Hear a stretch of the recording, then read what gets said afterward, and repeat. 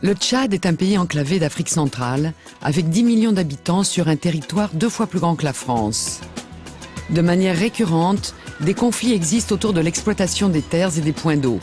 Ils opposent les éleveurs transhumants en provenance du Sahel tchadien aux agriculteurs sédentaires des régions soudaniennes. Ces conflits sont de plus en plus fréquents et meurtriers. Les agriculteurs, de plus en plus nombreux, du fait d'une forte croissance démographique, augmentent les surfaces cultivées et empêchent les éleveurs de transhumer. Par ailleurs, les périodes de sécheresse poussent les éleveurs vers le sud du Tchad de plus en plus tôt dans l'année, leurs troupeaux risquant ainsi de piétiner les récoltes.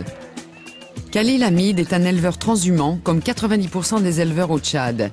Il transhume chaque année sur plus de 1500 km. Avant, les agriculteurs cultivaient à côté de la ville.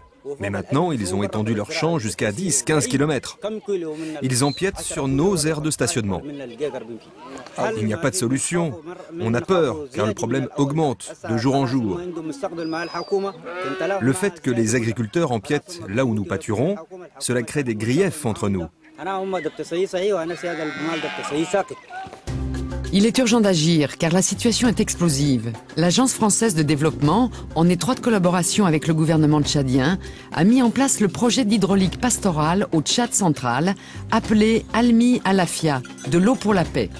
Objectif, sécuriser l'élevage et prévenir les conflits en s'appuyant sur le système ancestral fondé sur la mobilité des troupeaux.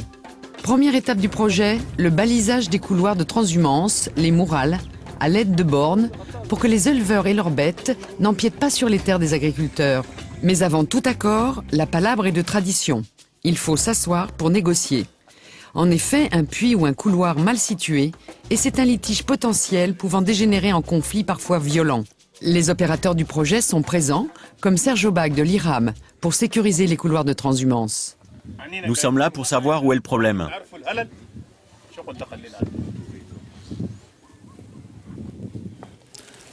Voilà le représentant, le chef de canton. Voilà, le représentant des éleveurs également va poser sa ceinture sur les engagements qu'il a pris au nom des éleveurs. On vient comme ça dans les villages, aider les transhumants à discuter directement avec les villageois pour voir dans quelle mesure ils acceptent que les mourals soient réouverts. Ils s'entendent sur le fait qu'ils vont baliser le mural ou sur le fait qu'ils vont faire un point d'eau. Et après, on vient sur le site, on fait une matérialisation du site de façon à ce que les acquis qui ont été... Bon, qu'on puisse avoir une trace des choses qui ont été discutées au village. Avec le balisage, il faut ralentir et retarder la descente des éleveurs transhumants vers le sud en installant des points d'eau le long de ces couloirs. Les éleveurs et leurs bêtes peuvent s'approvisionner en eau.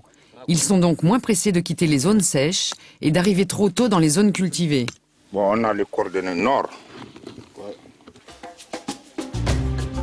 Hervé Kahn, chargé du suivi de projet de l'AFD, va s'assurer sur le terrain du bon déroulement des opérations. On voit qu'il y a une gestion tout à fait harmonieuse et sereine de l'espace. S'il n'y avait pas la mare, tous ces gens-là seraient déjà sur Mongo, plus bas, sur des espaces cultivés, et il y aurait sans doute des conflits plus évidents. Donc c'est une réussite. L'implantation des points d'eau, ça nous a un peu aidés. On est content, on a tout ce que l'on veut, même si on n'a pas assisté à toutes les réunions de concertation du projet. Cela a un peu résolu les problèmes que l'on a avec les agriculteurs. Les balises et les mares ne suffisent pas. Un autre problème se pose aux transhumants, la traversée du fleuve Bata, qui conditionne leur remontée vers le nord du Tchad. Sur le marché aux bestiaux de Mongo, la construction d'un pont est le sujet incontournable. Tous les éleveurs sont préoccupés. Les éleveurs, quand ils remontent vers le nord, ils vont au-delà du fleuve Bata.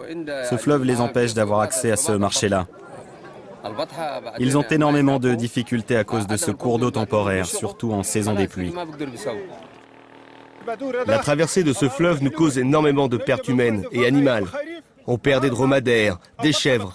Et ça, c'est notre vrai problème.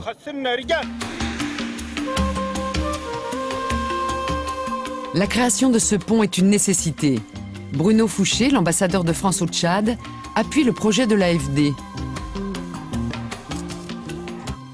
Cet ouvrage est en fait indispensable dans le circuit de transhumance des troupeaux. Les puits, c'est pour la descente, le pont, c'est pour la remontée. Vous avez au Tchad une coexistence de population qui est la même que celle que l'on trouve dans les autres pays.